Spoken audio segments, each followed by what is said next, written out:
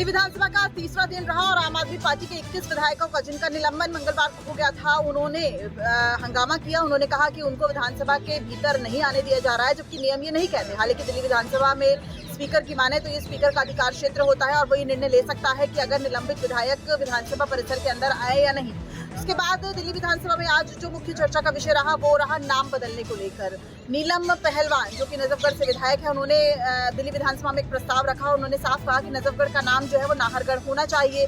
और उसके बाद अनिल शर्मा जो कि आरकेपुरम से विधायक है, उन्होंने भी कहा कि उनके इलाके में जो मोहम्मदपुर गांव है उसका नाम भी बदला जाना चाहिए। इससे पहले आपको बता दें कि छोटीपार के विधायक मुस्तफाबाद से जो इस बार चुनाव लड़े और जीते, दिल्ली विधानसभा में पहुंचे मोहन सिंह बिष्ट, वो भी कह चुके हैं कि मुस्तफाबाद का नाम बदलकर शिव विहार करना होगा। इस पर भी आज दिल्ली विधानसभा में प्रस्ताव आया और अब माना जा रहा है कि दिल्ली विधानसभा से ये पारित हो जाएगा। उसके बाद ये राष्ट्रपति के पास जाएगा और बहुत जल्द अधिसूचना इस बाबत जारी हो जाएगी। हालांकि विपक्ष ने इस पर निशाना साधा और राज्यसभा सांसद संजय सिंह ने कहा कि बीजेपी नाम बदलने के लिए ही आई है, काम करने के लिए नहीं आई है। और अब ऐसा माना जा रहा है कि बहुत से ऐसे इलाके होंगे जिनके नाम बदले जाएंगे। कैमरामैन विजय के साथ अग्रवाल, दिल्ली न्यूज़। कल से शुरू हो रहा है बिहार विधानसभा में नीतीश कैबिनेट का चेहरा कुछ बदला बदला सा रहेगा। जो नए मंत्री बने हैं, जो पुराने मंत्री हैं, उनसे कई विभागों में क्या अदला बदली हुआ है, यानी कि विभागीय मंत्री बदल दिए गए हैं। आपको बता दें कि कल नीतीश कैबिनेट में 7 नए मंत्री शामिल हुए थे। हालांकि 7 बीजेपी कोटे के हैं, लेकिन विभागों का बंटवारा उनके बीच आज कर लिया गया है। सम्राट चौधरी पहले की तरह वित्त और वाणिज्य कर विभाग दिखेंगे, जबकि विजय कुमार सिन्हा से उनके विभाग बदले गए हैं। उनके पास अब कृषि विभाग के अलावा खान एवं भूतत्व विभाग होगा। पहले कृषि विभाग मंगल पांडे के पास था, जो स्वास्थ्य के साथ साथ कृषि विभाग भी देख रहे थे, लेकिन अब कृषि विभाग विजय कुमार सिन्हा यानी डिप्टी सीएम के पास होगा। वहीं प्रेम कुमार का विभाग वही रहा गया है, रेणु देवी का विभाग वही रहेगा। मंगल पांडे के पास कृषि विभाग लेकर उनके पास विधि विभाग दे दिया गया है। विधि विभाग इससे पहले नितिन नवीन के पास था, उनके पास 2 विभाग थे, विधि विभाग और नगर विकास मंत्री। लेकिन अब नगर विकास मंत्री बनाए गए हैं, जो कल मंत्रिमंडल में शामिल हुए हैं।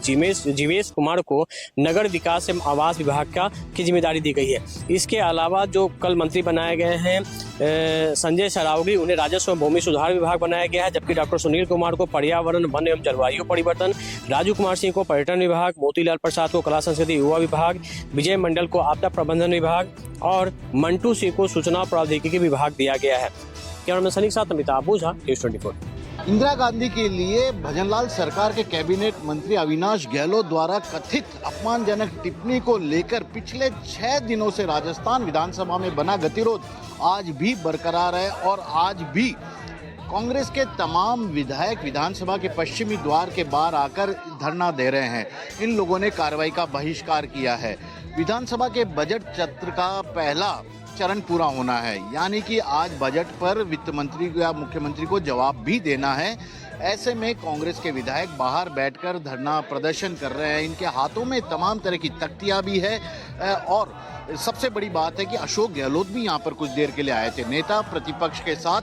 वे 6 विधायक भी यहां पर मौजूद हैं, जिन्हें सदन की कार्रवाई से पूरे बजट सत्र के लिए निलंबित कर दिया गया था। तो ऐसे में अब देखना यही है कि किस तरह से ये गतिरोध खत्म होता है और बजट सत्र का पूरा हश्र किस तरह से होता है।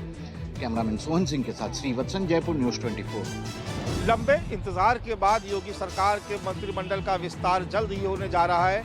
विधानसभा सत्र की समाप्ति के बाद ही उत्तर प्रदेश में मंत्रिमंडल विस्तार होगा। सूत्रों के अनुसार यूपी में मंत्रिमंडल के विस्तार को लेकर पार्टी हाईकमान ने अपना होमवर्क पूरा कर लिया है। सूत्रों के ही मुताबिक 2 से 3 मंत्रियों की जहां छुट्टी होगी, वहीं 3 से 4 नए चेहरे शामिल होंगे। लंबे समय से पार्टी के लिए काम कर रहे नेताओं को होली का तोहफा देने की तैयारी चल रही है। कुछ मंत्रियों के विभागों में बदलाव की भी सूचना है। ये वो मंत्री हैं जिनके विभाग में भ्रष्टाचार की शिकायतें मिली है या फिर मंत्रियों की परफॉर्मेंस ठीक नहीं है, उन्हें हटाया जाएगा। अहम विभागों के साथ पश्चिम उत्तर प्रदेश से भी 2 चेहरों को मंत्रिमंडल में शामिल किया जा सकता है।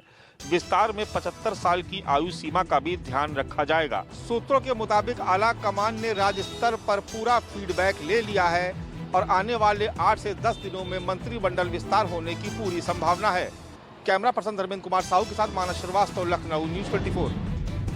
मुख्यमंत्री ममता बनर्जी 2026 के विधानसभा चुनाव की तैयारियों में जुट चुकी है और तैयारियों को लेकर आज यहाँ पे नेताजी इंडोर स्टेडियम में देखें कि यहाँ पे सभी सांसद, विधायक, टीएमसी के तमाम कार्यकर्ता पूरे पश्चिम बंगाल से मौजूद थे। और मुख्यमंत्री ममता बनर्जी ने साफ तौर पर संदेश दिया है कि इस बार टीएमसी पार्टी ही 2026 के विधानसभा में चुनाव यहाँ पे जीतेगी और 215 सीटों से ज्यादा सीट यहाँ से जीत के आएगी। और कह सकते हैं कि जिस बार मुख्यमंत्री ममता बनर्जी हमेशा कहती है खेला होवे, यानी कि इस बार भी बहुत बड़ा खेला होने वाला है। और साफ तौर पर उन्होंने संदेश दिया है कि जिस तरह से जो बाहर के लोग हैं यानी उनके वोटर कार्ड यहाँ पे बनाए जा रहे हैं, ऑनलाइन जो वोटर कार्ड है उसको कहीं ना कहीं निगरानी रखना होगा और साफ तौर पे ट्रांसपेरेंसी रखा जाएगा। यानी जिस तरह मुख्यमंत्री ममता बनर्जी ने साफ तौर पर पहले कहा था कि 20,000 से 30,000 जो नकली वोटर बनाए जा रहे हैं हर विधानसभा के अंतर्गत, उन सब चीजों पे ध्यान देने की जरूरत है। और कहना है कि जिस तरह से टीएमसी के जो कार्यकर्ता हैं यहाँ पे मुख्यमंत्री ममता बनर्जी ने कार्यकर्ताओं में एक तरह से जान फूका है। कैमरामैन पंकज के साथ मनोज पांडे, न्यूज़ 24 कोलकाता। बिहार विधानमंडल का बजट सत्र कल यानी कि 28 फरवरी से शुरू होगा और यह बजट सत्र करीब 1 महीने का होगा। बताया जा रहा है कि इस बजट सत्र के दौरान बिहार सरकार की आय व्यय का बजट के अलावा कई महत्वपूर्ण बजट इसमें जो विधेयक है वो इसमें पास किए जाएंगे। हालांकि बजट सत्र जो है काफ़ी हंगामेदार होने की संभावना है, क्योंकि एनडीए नेताओं की अगर बात करें तो यहाँ पर जहाँ नए मंत्रिमंडल का विस्तार हुआ है, नए मंत्री रहेंगे, वहीं दूसरी तरफ महागठबंधन के जितने भी दल हैं वो कई मुद्दों को लेकर सरकार को घेरने की तैयारी में है। हालांकि बजट सत्र शुरू होने के पहले विधानसभा अध्यक्ष और विधान परिषद के अध्यक्ष ने तमाम दलों के सदस्यों की बैठक बुलाई थी और उनके नेताओं से बजट सत्र सुचारू रूप से चलाने के लिए उनसे सहयोग मांगा था। कल बजट सत्र की शुरुआत होगी और उसके बाद राज्यपाल का इस पर अभिभाषण होगा और अभिभाषण के बाद जो इस दौरान जो सदस्य होते हैं उनका निधन, उनके प्रति शोक सभा व्यक्त की जाएगी और इसके बाद कल के लिए यह सभा समाप्त हो जाएगी। लेकिन यह बजट सत्र करीब 1 महीने चलेगा और काफी ही महत्वपूर्ण विषयों को लेकर यहाँ पे कई महत्वपूर्ण विधेयक हैं उनको लेकर यहाँ पे चर्चा भी होगी। कैमरामैन सनी के साथ अमिताभ ओझा, न्यूज़ 24। आखिरकार 45 दिनों के बाद महाकुंभ पर्व का आज आधिकारिक तौर पर समापन हो गया। उत्तर प्रदेश के मुख्यमंत्री योगी आदित्यनाथ, दोनों उप मुख्यमंत्री केशव प्रसाद मौर्य और ब्रजेश पाठक समेत तमाम कैबिनेट मिनिस्टर प्रयागराज के महाकुंभ पहुंचे, जहां पर मुख्यमंत्री और उप मुख्यमंत्री ने सफाई कर्मियों के साथ बातचीत की, गंगा की सफाई में हाथ बटाया, तो वहीं त्रिवेणी संगम में भव्य तरीके से पूजन अर्चन भी किया। इसके बाद सफाई कर्मियों के साथ मुख्यमंत्री और उप मुख्यमंत्री ने भोजन भी ग्रहण किया। यहाँ तक कि मुख्यमंत्री ने तमाम सुरक्षा कर्मियों, सफाई कर्मियों, स्वास्थ्य कर्मियों और महाकुंभ में संबंधित तमाम उन लोगों का शुक्रिया अदा किया जिन्होंने महाकुंभ को पूरी तरह से सफल बनाने में एक अहम भूमिका अदा की। आपको बताएं कि महाकुंभ पर्व के दौरान अब तक 66 करोड़ से ज्यादा श्रद्धालुओं ने स्नान कर लिया है और अभी भी तांता लगा हुआ है। वहीं जब कल पूर्ण रूप से महाशिवरात्रि के दिन समापन हुआ महाकुंभ का, तो 1.5 करोड़ से ज्यादा श्रद्धालुओं ने स्नान किया। कैमरा दीपक सादीपक दुबे, न्यूज़ 24 प्रयागराज। प्रयागराज में चल रहे महाकुंभ की समय अवधि बढ़ाने की विपक्ष ने की मांग, कहा बहुत से श्रद्धालु पुण्य पाने से वंचित रह गए हैं। सपा मुखिया अखिलेश यादव ने यूपी सरकार से महाकुंभ का समय बढ़ाने की मांग की। अखिलेश यादव ने कहा कि बहुत से बुजुर्ग अभी तक स्नान नहीं कर सके हैं। प्रयागराज में रहने वाले बहुत से स्थानीय लोग भी स्नान नहीं कर पाए हैं। उनके लिए सरकार को महाकुंभ का समय बढ़ाना चाहिए। वहीं यूपी कांग्रेस के प्रवक्ता अंशु अवस्थी ने योगी सरकार से प्रयागराज में महाकुंभ का समय बढ़ाने का अनुरोध किया है।